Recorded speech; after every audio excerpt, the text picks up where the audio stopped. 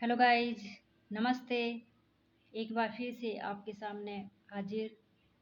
आप सभी का हमारे इस यूट्यूब चैनल पर हार्दिक स्वागत है। तो हिंदी के उपसर्ग पढ़ लिए, संस्कृत के उपसर्ग पढ़ लिए। आज तीसरा उपसर्ग पढ़ेंगे, उर्दू या विदेशी उपसर्ग। कौन सा पढ़ेंगे? उर्दू या विदेशी उपसर्ग। तो उर्दू या विदेशी उपसर्ग किसे कहते हैं?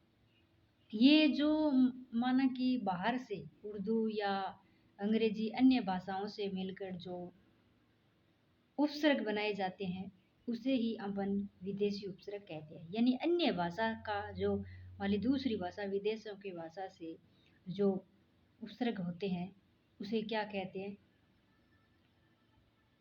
विदेशी उपसर्ग कहते हैं। तो इसकी परिभाषा हम देख लेते हैं। भारत में बहुत समय तक उर्दू व अन्य विदेशी भाषाएं प्रचलित है। अंत हिंदी भाषा में उर्दू, अंग्रेजी अनेक भाषाओं के उपसर्ग भी प्रयुक्त होने लगे हैं। यानी विदेशी भाषाएं अंग्रेजी हुई, उर्दू हुई और भी, तो उसे जो अपन बोलचाल के भाषा में प्रयोग करते हैं उन्हें ही विदेशी उपसर्ग कहते हैं। तो विदेशी उपसर्ग देख लेते हैं कौन कौन से हैं। उपसर्ग अर्थ, उपसर्ग का अर्थ माना कि क्या है, और उपसर्ग लगा करके उदाहरण। ठीक है। तो उपसर्ग अल, अल उपसर्ग विदेशी है। अल उपसर्ग विदेशी है। अल का अर्थ होता है निश्चित। क्या होता है? निश्चित। तो अल उपसर्ग लगा करके अपन जो उदाहरण बनाते हैं या शब्द बनाते हैं वो देख लेते हैं कैसे होते हैं। अलविदा, अलबेला, अलबेला, इस प्रकार से अल आगे लगा करके और भी शब्द बनाए जाते हैं। ना, ना में से होता है रहित। क्या होता है? रहित। क्या होता है? रहित। तो ना उपसर्ग लगा करके नालायक, नापसंद, नाकाम, नाकामयाब, इस प्रकार से कई शब्द बनाया जा सकता है। और एन का अर्थ होता है ठीक। क्या होता है? ठीक। तो एन उपसर्ग लगा करके अपन शब्द बनाते हैं। एन वक्त, एन मौका, एन घड़ी, इस प्रकार से।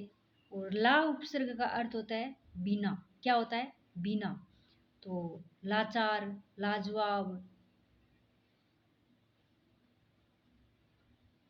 बद उपसर्ग का अर्थ होता है रहित या बुरा।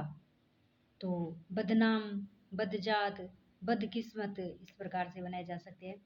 बा उपसर्ग का अर्थ होता है अनुसार या साथ। क्या होता है? अनुस्वार या साथ। बाकायदा, बाइज्जत, बा बाखरबरात। और गैर का अर्थ होता है रहित या भिन्न। रहित या भिन्न, या तो मान लो उससे रहित हो जाता है या कोई अन्य प्रकार से या भिन्न, निम्न प्रकार से हो सकते हैं। तो गैर हाजिर, गैर कानूनी, गैर मर्द, इस प्रकार से होते हैं। तो खुश शब्द का अर्थ होता है अच्छा। क्या होता है? अच्छा। तो खुश मिजाज, खुश किस्मत, खुश खबरी, इस प्रकार से शब्द बनाया जा सकता है। कम, कम का अर्थ होता है थोड़ा, थोड़ा ही होता है। तो कम उपसर्ग लगा के कमजोर, कमसीन, काम, क्रमखोर, इस प्रकार से होते हैं। हम उपसर्ग लगा करके हम का अर्थ होता है साथ, यानी हम सफर का साथ। क्या होता है? साथ। जैसे हमदम, हम सफर, हम लोग। बिला उपसर्ग लगा करके बिला का अर्थ होता है बिना, बिला वजह, बिला शक। बे उपसर्ग का अर्थ होता है अभाव। क्या होता है? अभाव, बेचारा, बेहद, बेकाम।